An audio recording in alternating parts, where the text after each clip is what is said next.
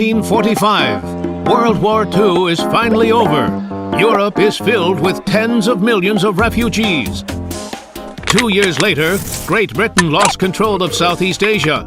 India and Pakistan win independence, and 7 million Muslim refugees exchange places with 7 million Hindi refugees.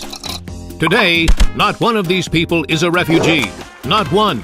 They have integrated into their host countries and built new lives. And then there are the Palestinians.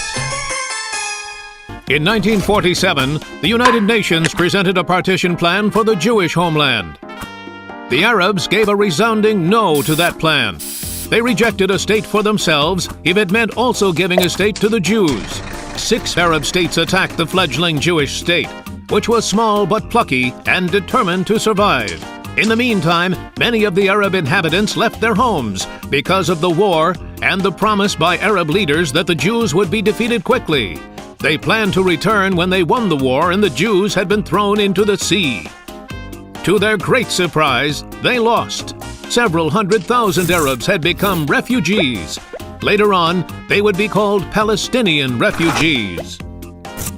On the other hand, at about the same time, 850,000 Jews were forced out of their homes all over the Middle East. They had lived in the Arab world for thousands of years, but when the Arabs were defeated and the State of Israel was established, it was too much for the Arab regimes, and they showed their Jews the door.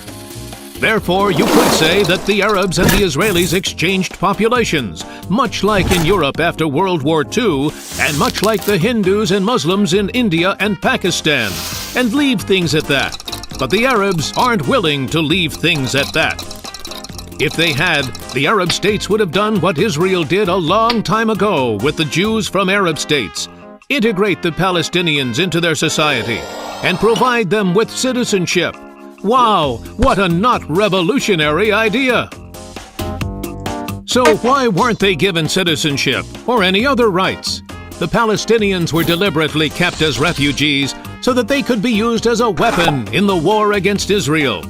And why would the Palestinians, who supposedly want to establish an independent state, struggle at the same time to send their refugees to live in Israel, a different state? Can Israel, a country with only 6 million Jews, allow millions of Palestinian refugees to come and take over the only Jewish homeland?